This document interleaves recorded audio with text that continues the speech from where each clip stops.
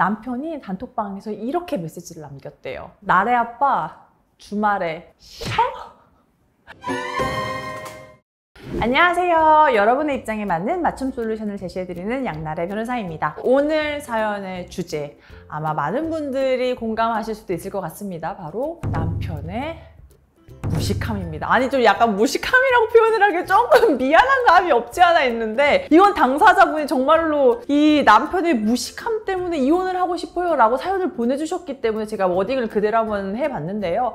과연 어떤 류의 이런 점들이, 무식함이 아내분을 이혼을 고민하게 만들었을지 바로 사연 소개해 드리겠습니다. 네, 우리 사연자분은요, 남편과 연애를 2년 하고 결혼한 지 7년을 넘어가는, 결혼 중반을 향해 가고 있는 그런 아내분이셨습니다. 남편이 1살 연하였대요. 그런데 엄청 다정하게 잘 챙겨주지, 서프라이즈로 뭐 이렇게 이벤트도 해주지, 굉장히 음식도 잘하고 가정적이지 하니까, 아, 이 사람하고 가정을 꾸리면 나 진짜 행복하게 잘 살겠다, 이런 생각이 있으셨다고 해요. 아니나 다를까 결혼한 이후에도 가정도 잘 돌보고, 아기 출산한 이후에는 아기랑도 너무 재미있게 잘 놀아주고 최고의 아빠였다고 합니다. 그런데 항상 늘 이 그런데에서 뭔가 분쟁이 시작되잖아요.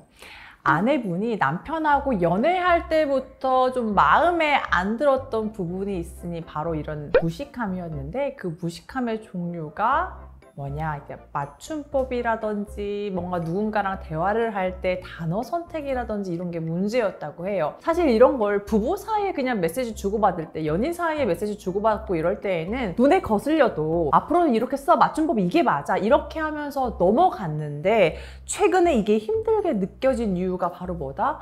내 자녀의 부부 동반 모임이 시작되면서 그랬다는 거예요. 아기가 이제 어린이집 가고 그 동네에서 친한 학부모 모임이 생겼나 봐요. 아, 우리 공동 육아 합시다 해서 단톡방 만들어서 같이 캠핑도 가고, 어디 키즈카페 갈 때 같이 이제 날짜 잡아서 시간 맞는 사람들끼리 가고, 이렇게 하게 된 거죠. 그래서 단톡방을 만들게 되면서부터 이 아내분 마음속에 화가 생기기 시작했습니다. 남편이 단톡방에서 이렇게 메시지를 남겼대요. 나래 아빠 주말에 쉬어?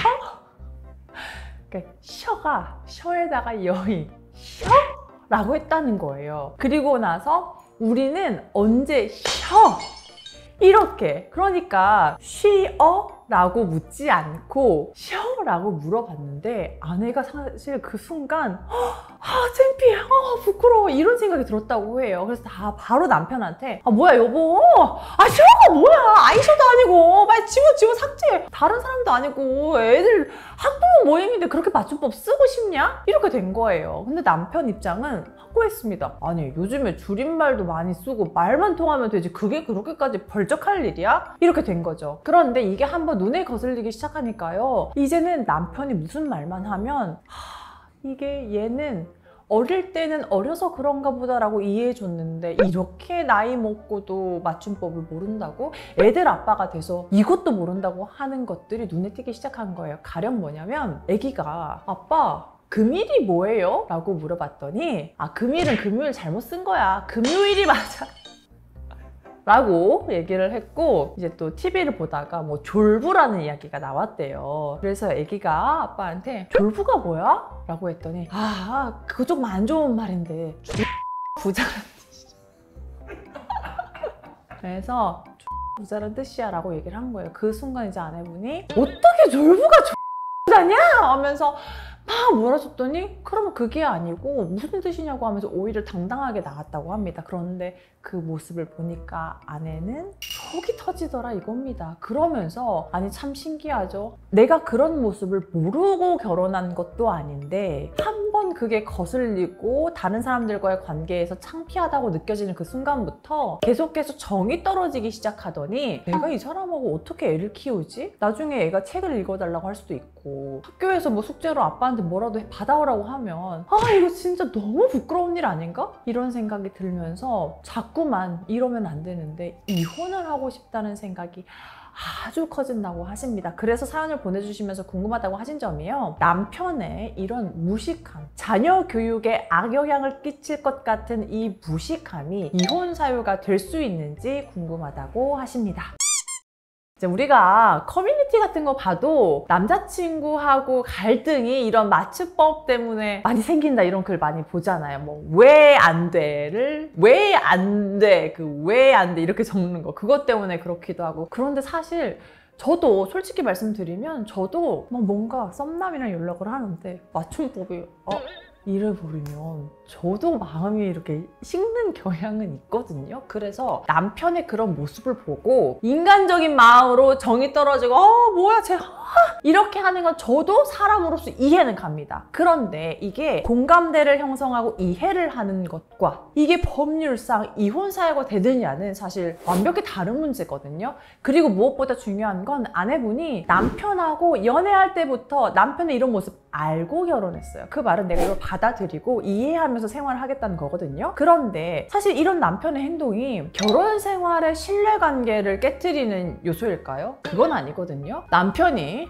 가정에 소홀한 것도 아니고 뭔가 아내가 고쳐 쓰라고 했을 때 물론 한번 소심하게 반항을 하긴 했지만 그게 그렇게 가정생활의 신뢰관계를 깰 정도의 치명적인 부분도 아니고 경제적으로 크게 사고를 치고 온 것도 아니고 하기 때문에 오히려 아내가 이걸 이유로 남편을 잡들이 하면서 나 진짜 너도 무식해 싫어 이렇게 돼버리면 오히려 남편 입장에서 아내의 유책성이라고 주장할 수 있는 상황이 되거든요. 그래서 물론 아내분이 아이들의 교육의 관점에서 남편이 좀 더 나은 모습을 보여줬으면 좋겠고 노력하는 모습을 보여줘 하고 요청하는 것은 바람직하다고 생각합니다. 하지만 이게 고쳐지지 않는다고 해서 배우자의 치명적인 유책이 된다던가 이것 때문에 못 살겠으니까 이혼해 하고 이혼을 요구할 수 있는 사유는 아니라는 점을 말씀드리고 싶습니다. 그래서 우리가 사실 연애할 때 그 사람이 어떤 모습을 가지고 있는지 충분히 확인을 하고 그리고 내가 조금 아쉬운 부분이 있지만 이건